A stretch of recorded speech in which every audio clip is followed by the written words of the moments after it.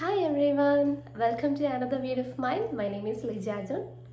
ഞാനിപ്പം വീഡിയോ എടുക്കുന്നത് ഞാനൊരു പള്ളിയിലൊക്കെ പോയിട്ടുണ്ട്. അപ്പോൾ പള്ളിയിൽ പോയിട്ട് വന്നപ്പോൾ എടുത്ത വീഡിയോ ആണ്. അതുകൊണ്ടാണ് ഒരു സ്ക്രാഫൊക്കെ ഇട്ടുകൊണ്ട് നിൽക്കുന്നത്. ഇവിടെ അടുത്തൊരു ഓർത്തഡോക്സ് ചർച്ച് ഉണ്ട്, സെൻറ്റ് ജോർജ് ഓർത്തഡോക്സ് ചർച്ച്, തോരക്കാട് എന്ന് പറയുന്ന സ്ഥലം. അപ്പോൾ അവിടെ പെരുന്നാളാണ്. അപ്പോൾ പെരുന്നാളിന് പോയിട്ട് വന്നതേ ഉള്ളൂ. ഇന്ന് എനിക്കൊരു ടോപ്പിക്കിനെ പറ്റി പറയാനുണ്ട്. ടോപ്പിക് എന്ന് പറഞ്ഞാൽ ഇന്ന് ഞാൻ ഒരാളുടെ കഥ പറയാം. ഇയാളെന്ന് വെച്ചാൽ ഭയങ്കരമായിട്ട് സ്മോക്ക് ചെയ്യുന്ന ഒരാളാണ്, നന്നായിട്ട് പുകവലിക്കുന്ന ഒരാളാണ്. അപ്പം ഇയാൾക്ക് കുറേ നാളായിട്ട് ഈ പുകവലി നിർത്തണം, എങ്ങനെയെങ്കിലും ഈ ഒരു ദുശീലം എനിക്ക് നിർത്തണം എന്ന് ആഗ്രഹിച്ച് നടക്കുന്ന ഒരു പുകവലിക്കാരൻ. ഒരു 35-40 ആ ഒരു ഏജിനിടയ്ക്ക് വരുന്ന ഒരാളാണ്. അപ്പോൾ ഇയാളുടെ ഒരു ഫ്രണ്ടിനോട് വന്നിട്ട് പറഞ്ഞു, എനിക്ക് എങ്ങനെയെങ്കിലും ഈ സ്മോക്കിംഗ് എന്ന് പറയുന്ന ഈ ഒരു ബാഡ് ഹാബിറ്റ് എനിക്ക് നിർത്തണം, ഞാൻ എങ്ങനെയൊക്കെ നോക്കിയിട്ടും പറ്റുന്നില്ല എന്ന് പറഞ്ഞു. അപ്പം ഇയാൾ കുറച്ച് ട്രിക്സ് ഒക്കെ പറഞ്ഞു കൊടുത്തു. നീ അവിടെ പോയി ആ ഡോക്ടറിനെ കണ്ട് മരുന്ന് വാങ്ങിക്കൂ, അല്ലെങ്കിൽ അവിടെ കൗൺസിലിങ്ങിന് പോകൂ എന്നൊക്കെ പറഞ്ഞു. പക്ഷെ ഇയാൾ എന്തൊക്കെ ചെയ്തിട്ടും ഇയാൾക്ക് ആ ഒരു സ്മോക്കിംഗ് എന്ന് പറയുന്നൊരു ബാഡ് ഹാബിറ്റ് ഇയാൾക്ക് മാറ്റാൻ പറ്റുന്നില്ല. അതിൽ നിന്ന് ഇയാൾക്കൊന്ന് റിക്കവർ ആയിട്ട് വരാൻ പറ്റുന്നില്ല. അങ്ങനെ കുറേ നാൾ കഴിഞ്ഞപ്പോൾ ഇയാൾക്ക് മനസ്സിലായി ഇയാൾക്ക് അത് ഒരിക്കലും നിർത്താൻ പറ്റുന്നില്ല. അയാൾക്ക് മാറ്റണം എന്ന് ആഗ്രഹമുണ്ട്, പക്ഷെ അയാളെ കൊണ്ട് നടക്കുന്നില്ല എന്ന് അയാൾക്ക് മനസ്സിലായി. അങ്ങനെ ഒരു ദിവസം ഇയാൾ അവിടുത്തെ ആ നാട്ടിൽ വളരെ ഫേമസ് ആയിട്ടുള്ള ഒരു ധ്യാന ഗുരു ഉണ്ടായിരുന്നു. അദ്ദേഹം ഇതേപോലെ ഒരുപാട് പേർക്ക് കൗൺസിലിംഗ് ഒക്കെ കൊടുക്കുന്ന വ്യക്തിയാണ്. ഒരുപാട് പേരെ ഇതേപോലെയുള്ള ഡ്രിങ്കിങ്, സ്മോക്കിംഗ് പോലുള്ള അഡിക്ഷൻസിൽ നിന്നൊക്കെ റിക്കവർ ആവാൻ വേണ്ടി ഹെൽപ്പ് ചെയ്തിട്ടുള്ള ഒരാളാണ്. അപ്പോൾ അദ്ദേഹത്തിനെ കാണാൻ വേണ്ടിയിട്ട് പോയി. കാണാൻ ചെന്നപ്പം നമ്മുടെ ഈ ഭയങ്കരമായിട്ട് സ്മോക്ക് ചെയ്യുന്ന ഈ കഥാനായകൻ അദ്ദേഹം ഈ ഗുരുവിനോട് പറയാണ്, ഗുരു എനിക്ക് ഇത് നിർത്താൻ പറ്റുന്നില്ല, എന്ത് ചെയ്യും? അപ്പോൾ ഗുരു ഇങ്ങനെ അദ്ദേഹത്തെ ഉപദേശിക്കുകയാണ്, ഇതിൻ്റെ ദൂഷ്യവശങ്ങളെ പറ്റിയൊക്കെ പറഞ്ഞ് മനസ്സിലാക്കുകയാണ്. അപ്പം നമ്മുടെ ഈ പുകവലിക്കാരൻ ചോദിക്കുവാണ്, ഗുരു എനിക്ക് പ്രാർത്ഥിക്കുമ്പോൾ പുകവലിക്കാൻ പറ്റുമോ എന്ന് ചോദിച്ചു. അപ്പം നമ്മുടെ ഗുരുവിന് ആകെപ്പാടെ ദേഷ്യം വന്നു.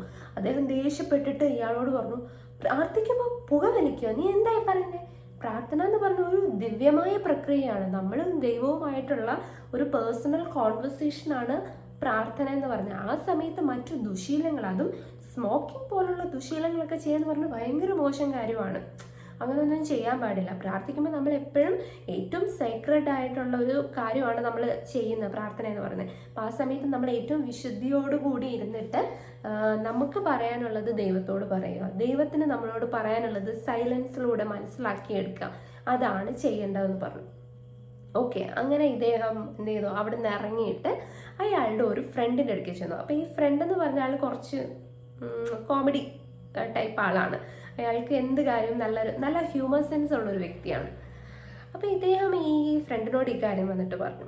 അപ്പോൾ ഫ്രണ്ട് പറഞ്ഞു, ഒരു കാര്യം ചെയ്യാം, ഞാൻ ഈ സെയിം കാര്യം നമ്മുടെ ഗുരുവിനോട്, ധ്യാന ഗുരുവിനോട് ഒന്ന് ചോദിച്ചു നോക്കാം, പുള്ളി എന്താ പറയുന്നത് എന്നറിയാം. അങ്ങനെ നെക്സ്റ്റ് ഡേ ഇദ്ദേഹത്തിൻ്റെ ഫ്രണ്ട് നമ്മുടെ ധ്യാന ഗുരുവിനെ കാണാൻ വേണ്ടിയിട്ട് പോവാണ്. എന്നിട്ട് ധ്യാന ഗുരുവിനോട് ഈ ഫ്രണ്ട് ചോദിക്കുകയാണ്, ഗുരു എനിക്ക് ഒരു സുഹൃത്തുണ്ട്, അദ്ദേഹം ഭയങ്കര പുകവലിക്കാരനാണ്. അപ്പം അദ്ദേഹം ചോദിക്കുന്നത്, അദ്ദേഹത്തിന് പുകവലിക്കുമ്പോൾ പ്രാർത്ഥിക്കാൻ പറ്റുമോ എന്നാണ്.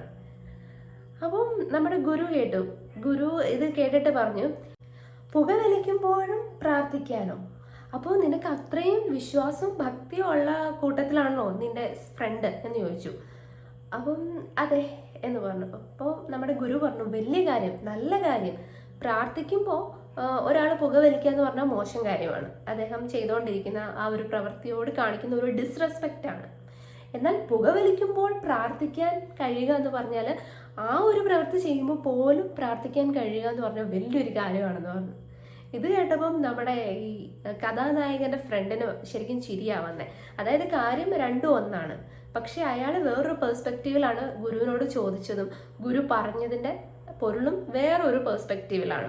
ഇദ്ദേഹം വന്നിട്ട് നമ്മുടെ ഫ്രണ്ടിനോട് പറയാണ്, ഇന്ന പോലെ ഗുരു പറഞ്ഞു, നിനക്ക് പ്രാർത്ഥിക്കുമ്പോൾ പുകവലിക്കാൻ പാടില്ല എന്ന് ഗുരു പറഞ്ഞില്ലേ, എന്നാൽ എന്നോട് ഗുരു പറഞ്ഞു നിനക്ക് പുകവലിക്കുമ്പോൾ പ്രാർത്ഥിക്കാം.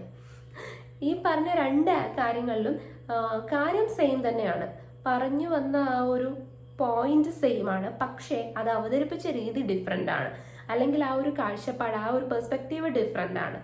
സോ ഞാൻ എപ്പോഴും പറയുന്ന ആ ഒരു സെയിം, ഞാൻ പല വീഡിയോസിലും ഈ സെയിം കാര്യം പറഞ്ഞിട്ടുണ്ട്. നമ്മൾ ഡിഫറെൻ്റ് ആയിട്ട് ചിന്തിക്കുക, ഡിഫറെൻ്റ് ആംഗിളിൽ ചിന്തിക്കുക. അപ്പോൾ ചോദിക്കും തെറ്റിനെ നമ്മൾ ശരിയായിട്ട് കാണണോ എന്ന്. അങ്ങനെയല്ല, ഈ ഒരു കഥയിലൂടെ പറഞ്ഞു വന്നത് ഒരിക്കലും തെറ്റ് നല്ല രീതിയിൽ കാണണം അല്ലെങ്കിൽ തെറ്റിനെ വളച്ചൊടിച്ച് ശരിയാക്കണം എന്നല്ല. നമ്മളുടെ ലൈഫുമായിട്ട് കണക്ട് ചെയ്യുമ്പോൾ ചില കാര്യങ്ങൾ, ചില പ്രശ്നങ്ങൾക്ക് നമുക്ക് സൊല്യൂഷൻ വേണമെങ്കിൽ നമ്മൾ ഒരു കൺവെൻഷണൽ തോട്ടിൽ നിന്ന് മാറി കുറച്ച് ഡിഫറെൻ്റ് ആയിട്ട് ചിന്തിക്കണം. ചില ടൈമിൽ നമുക്ക് തോന്നും നമ്മൾ ചെയ്ത കാര്യങ്ങളൊക്കെ തെറ്റായിരുന്നു, അല്ലെങ്കിൽ നമ്മളിപ്പോൾ ചെയ്യുന്നത് തെറ്റാണ്, നമ്മൾ ചെയ്യാൻ പോകുന്നത് തെറ്റാണെന്ന് തോന്നും. പക്ഷെ ഒരുപക്ഷെ അത് നമ്മുടെ ഒരു പെർസ്പെക്റ്റീവിൻ്റെ കുഴപ്പമായിരിക്കും. മറ്റൊരാളുടെ ആംഗിളിലൂടെ നമ്മൾ നോക്കുമ്പം അല്ലെങ്കിൽ മറ്റൊരാൾ ചിന്തിക്കുന്ന രീതിയിൽ നോക്കുമ്പം അത് ശരിയാണ്, അതിനൊരു പോസിറ്റീവ് സൈഡ് ഉണ്ടെന്ന് നമുക്ക് മനസ്സിലാവും. എന്ന് വെച്ചാൽ ഒരിക്കലും തെറ്റായിട്ടുള്ള കാര്യങ്ങളെ നമ്മൾ നല്ലതാക്കാൻ വേണ്ടിയിട്ടല്ല ശ്രമിക്കേണ്ടത്. നമുക്കും മറ്റുള്ളവർക്കും ബെനിഫിറ്റ്സ് ഉണ്ടാകുന്ന കാര്യങ്ങൾ. ഒരു കാര്യം പറയാം, ഇപ്പം നമുക്കൊരു ബെനിഫിറ്റ് ഉണ്ടാകുന്ന ഒരു കാര്യം, എന്നാൽ ആ കാര്യം കൊണ്ട് മറ്റുള്ളവർക്ക് ദോഷമാണ് സംഭവിക്കുന്നത്. മറ്റുള്ളവർക്ക് നമുക്ക് ആ ഒരു ബെനിഫിറ്റ് ഉണ്ടാകുമ്പം മറ്റൊരാൾക്കൊരു മോശം കാര്യം ഉണ്ടാവും, അവർക്ക് നഷ്ടം ഉണ്ടാവും, അല്ലെങ്കിൽ അവർക്ക് എന്തെങ്കിലും ശാരീരികമായോ മാനസികമായോ സാമ്പത്തികമായോ എന്ത് തരത്തിലുള്ള നഷ്ടമോ ദോഷമോ സംഭവിക്കുമ്പോൾ അത് തെറ്റാണ്. നമ്മൾ കാരണം മറ്റൊരാൾക്ക് ഇങ്ങനത്തെ പ്രശ്നങ്ങൾ ഉണ്ടാകുമ്പോൾ അത് തെറ്റാണ്. മറിച്ച് മറ്റാർക്കും പ്രശ്നങ്ങൾ ഉണ്ടാവുന്നില്ല, നമുക്കും ഉണ്ടാവുന്നില്ല എങ്കിൽ അതൊരു നല്ല കാര്യമാണ്. നല്ല കാര്യം അല്ലെങ്കിൽ പോലും അതിന് എന്തെങ്കിലും ഒരു പോസിറ്റീവ് സൈഡ് ഉണ്ടാവും. സോ ലൈഫിൽ പുതിയ കാര്യങ്ങൾ എക്സ്പ്ലോർ ചെയ്യാൻ ശ്രമിക്കുക, പുതിയ ആൾക്കാരെ പരിചയപ്പെടാൻ ശ്രമിക്കുക. നമ്മൾ വെറുതെ ഇരിക്കുന്ന സമയത്ത് നമ്മുടെ മൈൻഡിലൂടെ കടന്നു പോകുന്ന നെഗറ്റീവ് തോട്ട്സിനെയൊക്കെ എടുത്ത് കളയാൻ ശ്രമിക്കുക. അതൊന്നും അവിടെ ഇരുന്നിട്ട് ഒരു കാര്യവുമില്ല. അതിനുവേണ്ടി കുറച്ചു നേരം പുറത്തേക്കൊക്കെ നടക്കാൻ പോവുക. ഇനി നടക്കാൻ പോകാനൊന്നും സമയമില്ല എന്നുണ്ടെങ്കിൽ കുറച്ചു നേരം മെഡിറ്റേഷൻ ചെയ്യുക. അല്ലെങ്കിൽ ഒട്ടും വയ്യ, ഡിപ്രസ്ഡ് ആയിട്ടിരിക്കുന്ന സ്റ്റേറ്റ് ആണെങ്കിൽ നല്ലൊരു ഷവർ എടുക്കാം, നന്നായിട്ട് കുളിക്കാം. നമ്മളൊന്ന് കുളിക്കുമ്പോഴത്തേക്കും നമ്മുടെ ഉള്ളിലെ ടെൻഷനൊക്കെ കുറേയൊക്കെ മാറി കിട്ടും. സോ അങ്ങനെയുള്ള കാര്യങ്ങളൊക്കെ ചെയ്യുക. അതുപോലെ ലൈഫിൽ എന്തെങ്കിലും ചലഞ്ച് നേരിടേണ്ടി വരുന്ന സമയത്ത് അതിനെ പോസിറ്റീവായിട്ട് നേരിടാൻ വേണ്ടി വ്യത്യസ്തമായ രീതിയിൽ ചിന്തിക്കുക. എപ്പോഴും നമ്മൾ വിചാരിക്കുന്ന രീതിയിൽ നിന്നായിരിക്കത്തില്ല നമ്മുടെ പ്രശ്നങ്ങൾക്ക് അല്ലെങ്കിൽ നമ്മുടെ ലൈഫിലുണ്ടാകുന്ന ഓരോ സ്റ്റേജിലും നമുക്ക് സൊല്യൂഷൻസ് കിട്ടുന്നത്. സോ എപ്പോഴും തിങ്ക് ഡിഫറെൻറ്റ്. Thank you.